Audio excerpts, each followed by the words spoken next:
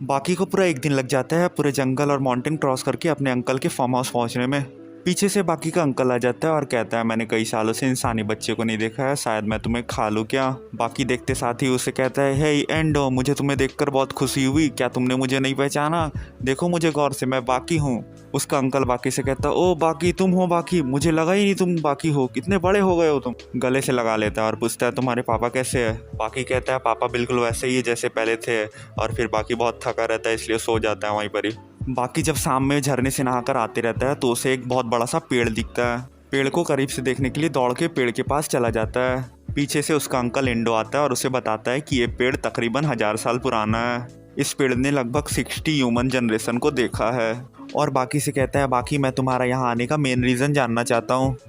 फिर scene change होता है जहाँ दिखाता है एक बहुत बड़ा सा भालू को, एक गोरिल्ला जैसा बहुत बड़ा सा मॉन्स्टर अपने पंजे से आराम से भालू को मार देता है। बाकी और बाकी का अंकल भालू का बहुत सारा मीट डिनर के तौर पर खाते हैं। खाना खाने के बाद बाकी बताता है कि मैं एक बॉक्सर से हार चुका हूँ, इसलिए मैं यहाँ ट्रेनिंग करने आया हूँ, मुझे अपना स्पीड और स्ट्रेंथ दोनों ही बढ़ाना है।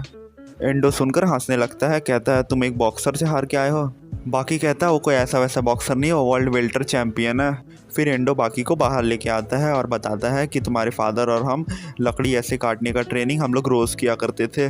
अगर बाकी तुम मुझे 1 महीना देते हो तो मैं तुम्हें अपने जैसा ताकतवर बना दूंगा। बाकी की मॉम का सेक्रेटरी बाकी की मॉम से कहता है कि मुझे माफ़ कीजिएगा मैडम, मुझे अभी तक मालूम नहीं चला है कि बाकी कहाँ है। बाकी की मॉम सेक्रेटरी से कहती है, तुम परेशान मत हो, मुझे मालूम है अभी बाकी क्या करने की कोशिश कर रहा है। और सेक्रेटरी से कहती है, अभी तुम उस पर ध्यान मत दो। एंडो बाकी को ट्रेनिंग देना चाहता है लेकिन बाकी एंडो को मना कर देता है। बाकी एंडो से कहता है कि मैं यासा क्रैग में अकेले कैंप करना चाहता हूँ, इसलिए मैं इस फॉरेस्ट में आया हूँ।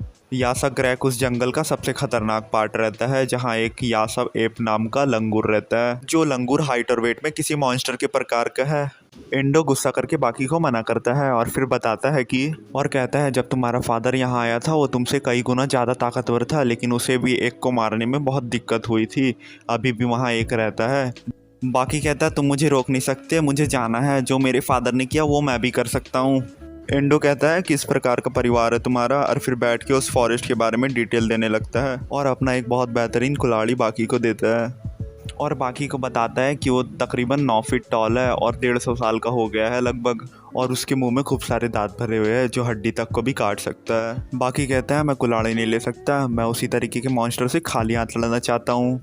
एंडो कहता है, तुम नहीं समझ रहे हो, मॉन्स्टर बहुत ज़्यादा खतरनाक है। बाकी कहता है, मैं खाली हाथ ही उस मॉन्स्टर से लड़ूंगा, और कुल्हाड़ी को रिटर्न कर देता है। बाकी यासा क्रैप में पूरा दिन ट्रेनिंग करते हुए पार कर देता है। रात में वो ट्रेनिंग करने के बाद बाकी सोचता रहता है कि मुझे किस तरीके का ट्रेनिंग करना चाहिए जो मुझे स्ट्रांग बनाएगा। पीछे से यासा एप आ जाता है जिसे बाकी देखकर डर जाता है। यासा एप जब बाकी के सामने खड़ा होता है तो बाकी को वो बहुत बड़ा लगने लगता है, तो बाकी कहता है, ये तो सही में मॉन्स्टर है। बाकी की मदद करने के लिए एंडो कुल्हाड़ी लेकर आ जाता है। एंडो कुल्हाड़ी से यासा एप के मुंह में मारता है, लेकिन यासा एप कुल्हाड़ी को अपने दांत से जबड़े से पकड़ लेता है, कुल्हाड़ी को अपने जबड़े से ही तोड़ देता है। एंडो यासा एप के मुंह में पंच मारता है, यासा एप अपने जांव से एंडो के पंच को पकड़ लेता है और एंडो की मुट्ठी को अपने दांत से काटने की कोशिश करता है, तो एंडो बहुत जोर से चिल्लाने लग जाता है।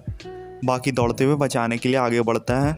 यासा एप हल्का सा हाथ हिलाकर बाकी को उड़ा देता है। बाकी कहता है, मैं इसके सामने कोई मैच नहीं हूँ, हम दोनों के पावर में बहुत ज़्यादा अंतर है। यासा एप एंडो के पेट को अपने हाथों से उखाड़ने की कोशिश करता है। एंडो दर्द से बहुत ज़्यादा ही चिल्लाने लग जाता है।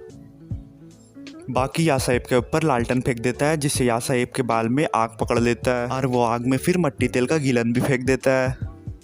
यासा एप दौड़ते हुए अपनी गुफा के अंदर भाग जाता है। बाकी इंडो को लेकर घर आ जाता है। इंडो के जख्म में बाकी मुंह से अल्कोहल स्प्रे करके घाव को डिसइंफेक्टेड करने की कोशिश करता है, लेकिन अल्कोहल से काम नहीं होता, तो इंडो बाकी से बंदूक की गोली के अंदर का सारा बारूद एक पेपर में डालकर बाकी से मांगता है। इंडो सारे बारूद को अपने पेट के ऊपर रखकर मुंह में एक कपड़ा दबाकर बारूद को लाइटर से आगे देकर अपने घाव को फोड़ लेता है। दर्द से तड़पते हुए बाकी से कहता है, वहाँ पर एक डिवाइस है जिस पर रेड बटन है, उसको दबाओ। बाकी उसको बाकी जैसे ही दबाता है तो माउंटेन रेस्क्यू टीम वहाँ पहुँच जाता है और रेस्क्यू टीम इंडो को हॉस्पिटल ले जाता है। इंडो के घाव को देख के डॉक्टर लोग चौंक जाता है कि इसने अपने पेट ही में बम फोड़कर घाव को डिसइंफेक्टेड कर दिया है।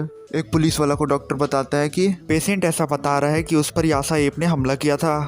बाकी कहता है, पहले मुझे किसी का डर नहीं था, लोग मुझसे डरते थे, लेकिन अब मुझे यासा एप से डर लगता है। बाकी अपना खाना पीना और एक्सरसाइज पागलों की तरह बढ़ा देता है। इंडो जिस तरीके का एक्सरसाइज बाकी को करने कह रहा था, बाकी उस तरीके का एक्सरसाइज भी शुरू कर देता है।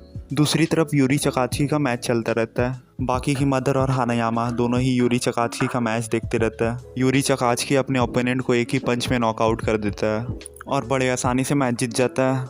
बाकी की मदर अपनी सेक्रेटरी से कहती है बाकी अपने लाइन को क्रॉस करने की कोशिश कर रहा है। जब कोई बहुत देर तक लगातार एक्सरसाइज करता है तब ह्यूमन ब्रेन तकलीफ का सिग्नल उस मसल में भेजता है और इंसान रुक जाता है, लेकिन इंसानी बॉडी उससे कई गुना आगे तक जा सकता है। वो सिग्नल जिसकी मैं बात कर रही हूँ वो दर्द है। जब कोई दर्द को इग्नोर करते हुए अपनी लिमिट को पुश करता है तो ब्रेन दर्द वाली सिग्नल को पैदा करना बंद कर देता है और बॉडी में कमाल का सेंसेशन शुरू हो जाता है। सेक्रेटरी कहता है मैडम क्या आप इंडोराफिन की बात तो नहीं कर रहे जो फाइटर लोग को मौत तक लड़ने में मदद करता है। बाकी की मदर कहती है हाँ मैं इंडोराफिन की बात कर रही हूँ और कहती है मुझे यकीन है कि बाकी अभी अपना इंडोराफिन को जगाने की कोशिश करता होगा।